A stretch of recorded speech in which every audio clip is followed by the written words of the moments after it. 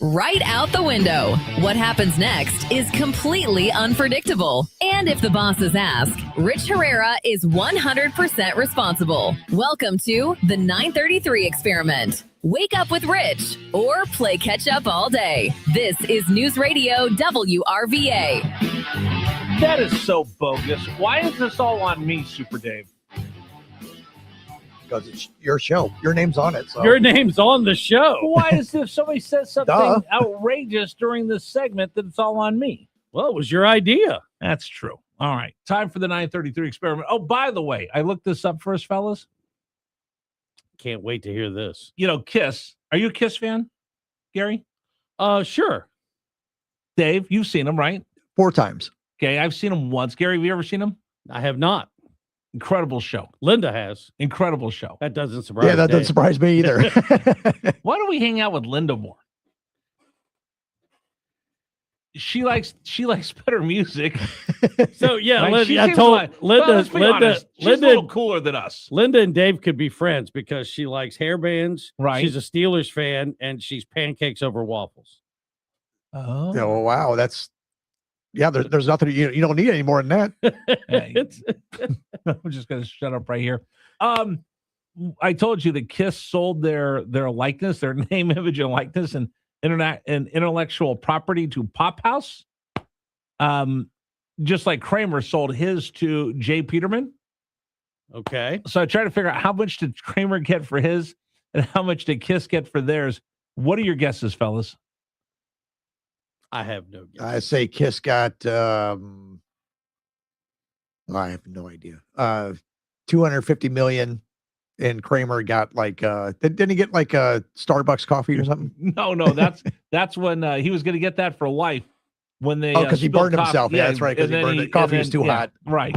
And then Jackie Childs couldn't get him the money because he put a salve on. He put the bomb on. Put the bomb on. What do you put the bomb on? Why'd you put the bomb on? Everybody knows what the bomb is. So Kiss sold their music catalog, name, image, likeness, intellectual property to Pop House for more than $300 million. Okay, I said 250. Back in 2024. Not a bad guess. No, that's pretty good. Cosmo Kramer sold the rights to his life stories to Jay Peterman for $750. So Peterman got a better deal. He just didn't get to do the makeup like Gene Simmons. $750. Wow. Yeah. Well, do you remember when I take it. Do you remember when they took the masks off? Oh yeah. And I want to say it was on like the album cover, and it was part of it, or it was an ad for it. They go, they still suck. No, that's is that that's the Unmasked album, right? Is that the one where they put on there? No, the first album without makeup was Lick It Up. Okay. But yeah, the Unmasked album, boy, that album was bad too. Right. But yeah, the front is like a comic book kind of. Yes, thing, that's it. Yeah, and I'm sorry. Why did I just ask you to do this? And it's and it's like a photographer chasing them around trying to get pictures of them without their makeup on. And they said, yeah, then they take the masks off, and then they have the makeup under their masks. Oh, gotcha. Okay. See, and then it's the photographer that says, I think they still suck. All right, I want to talk about something. I put this up on Facebook because this is rather amazing. Travel ball parents, are you paying for your kids' dreams, or are you living your dream? Because I brought this up a little bit earlier. It was a story, and I just said this. Little League World Series, I hate it. You put these kids in a position that you make them huge stars. It's kind of like being a Hollywood parent. So all these kids are playing in the Little League World Series. What's going to happen to them after they get done playing? When they have to go back to school? Like, they're not even going to school to begin the year. And then everybody and their brother's putting them up there in the newspaper. Everybody's pumping them up. What do they do in November when the adulation goes away? What do they do in December when they're nobodies again? You're just setting these kids up for complete and total failure. Youth sports is ridiculous that we spend $40 billion in youth sports. I know a kid that played high school football with my son. He would fly from San Diego to Arizona every weekend to play on a 7-on-7 flag football team. His parents would fly him every weekend. And all these parents have illusions of grandeur that if I invest money, my kid is going to go pro. Very little of them do. So I'm asking this question. You could chime in on the James River Air text line because we've got a lot of people that had chimed in earlier.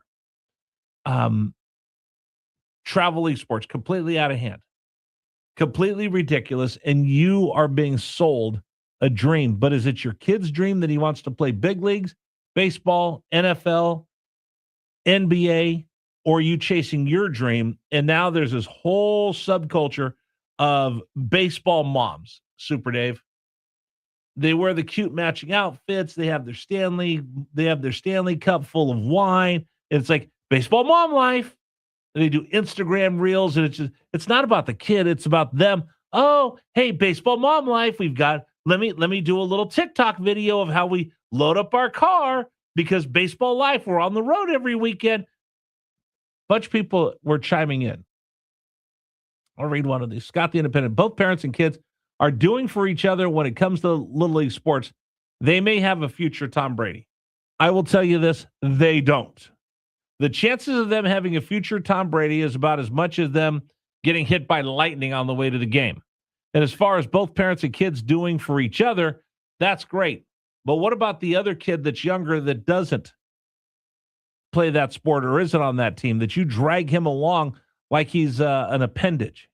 You carry him along or her along. And I don't know. I know a ton of kids that the older brother, he was a little bit taller, a little bit bigger when they played Little League baseball. He was such a big star, and the little sister and little brothers got drug along whether they wanted to or not. And by the way, you're not spending time with your kids. You're not doing something. All you're doing is talking baseball. Dave, you umpired before, right? You told me that. Yeah, when I was in high school. Yeah, I umpired as an adult. I went to umpire school. So I knew about umpiring. I'll tell you the story. You want to know how I got roped into being I got to be transparent. Here's how I got roped into being involved in Little League on the board of directors. If you want to chime in, because I know there's some travel league parents that are offended by what I'm saying, I'd love to hear your point of view. 833-804-1140, 833-804-1140. Dave, I got drug into this because we were at a game. Riggs is playing, sitting there. Hey, come on, pal, let's go. Other side, these guys were really into it. They had this team, they had a bunch of travel league teams, whatever. And the ball came into the catcher. He's got in his glove. And if you've ever been to a Little League game, you know catcher's equipment never fits, right? It's always too big for the kids. So the kid, Dave, you've seen it before. He's got the glove under one arm, and he's trying to fix his helmet, and he's, fiddling around with the chest protector. We've all seen it before. But the team that was in the field where the catcher was forgot to call timeout. So the ball's still alive, play's still going. And the other team said, hey, they're not paying attention. Steal home. So he goes, no, go. And the kid who's standing on top of home plate gets trucked, trying to fix his mask. I'm like, hey, what are you guys doing? Somebody's going to get hurt. I said, hey, knock it off. That's not, and I just yelled because I'm like, this is stupid. Somebody's grandfather on the other side said, hey, if you would teach your kids how to play baseball instead of being losers, then that wouldn't happen. And I'm looking like, oh, yeah, hey, good job, man. Let's teach these kids how to hurt each other. That's a great sportsmanship, I said sarcastically. Umpire turns around, looks at me, and goes, you're out of here. Throws me out of the game. I thought I was going to get crushed when I got home. So I had to go. Now, the worst part was, Dave, I left my keys in the stands, and I had to get somebody to go get my keys so I could drive away because they were going to forfeit the game. So I get home, and I think I'm going to get aired out. I'm like, oh, what am I going to say to Riggs?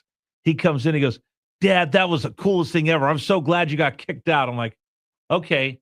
My wife looks at me, and she goes, listen, big mouth. Either you're part of the solution or you're part of the problem. So you need to volunteer to get involved because you caused a ruckus. And if you're going to open your big fat mouth, go do something about it. So I said, okay, I'll join the board of directors. And they made me in charge of the umpires. So that was my punishment for getting kicked out. I became the umpire in charge and had to schedule all the umpires. Anytime there was a fight, anytime there was a dispute, they called me and I have to run down to the field. And I have these parents that are screaming at high school kids. And I'm like, what are you doing? Oh, I'm like, what are you doing? Stop it. Oh, I'm like, no, we're not doing this anymore. People knew me in town because I worked for the baseball club. So, like, okay, they backed out. But there are a couple parents that wanted to fight me. I'm like, you want to fight over your 8-year-old's strike zone? Yeah, I got some of that. I was in high school. I was a high school kid, and how I got into it was one of my friends says, "Oh, you know baseball? You need a summer job? Well, come umpire with me." And we did it, and it was okay. It was a fun summer job. It paid pretty well, and yeah, I had parents yell at me. I had two coaches almost come to blows on the field. Yeah. And I was the field umpire. And the plate umpire looks at me, he goes, "Go over to break that up." I go, "What? Get out of here." And they were like, 35-year-old men, and I'm a kid. 17. Right. I got a text message. If you're paying thousands of dollars for your son or daughter to play AAU or out-of-town state baseball, maybe, et cetera, maybe isn't good if your talent isn't enough for coaches, they'll find you. That's it. When I used to work in baseball, Super Dave, I would laugh because we'd have scouts following kids, and we saw parents paying $20,000 in travel ball expenses, and then we draft them and we try to give them $100,000, and it wasn't enough. And sometimes our farm director looking like, "Wait a minute, you're paying $20,000. I'm offering to pay you money instead of you paying to play baseball, and it's still not good enough." Well, he should have been drafted higher. He should have been a bonus baby for $1 million. Well, he got drafted in the 4th round. We want first round money. Okay, fine. You know what? Go back to the draft next year. Go back to the draft next year. But I've also read, Dave, that this generation, or the last generation, doesn't think their kids will have it better than them, so they invest money into their kids thinking that's going to make the difference. If little Johnny is 5'10" and weighs $135, I don't care how much money you spend, he is not going to make it in the NBA. If little Johnny cannot run fast enough and he is not strong enough, he's not big enough, he's not talented enough, and he doesn't have the drive, I don't care how much money you pay for travel coaches, he is not going to make it in the National Football League. If your daughter loves softball, but she weighs 95 pounds, she's not going to get a college scholarship. And everybody looks at all these kids that, Arch Manning, thinking, "Oh, I got the next Arch Manning." Let me tell you this. You don't. You don't. You could tell the kids there's something special about this kid, and they're going to be a great pro one day. But now, and I helped coach high school football at the highest level in San Diego, and the kids were the greatest stars on my team, and the team that we had would consistently go to the state championship throughout the entire state of California. Our best players barely made Division II schools and kind of made a Division I, maybe 1 out of the 50, 2 out of the 50, 3 out of the 50.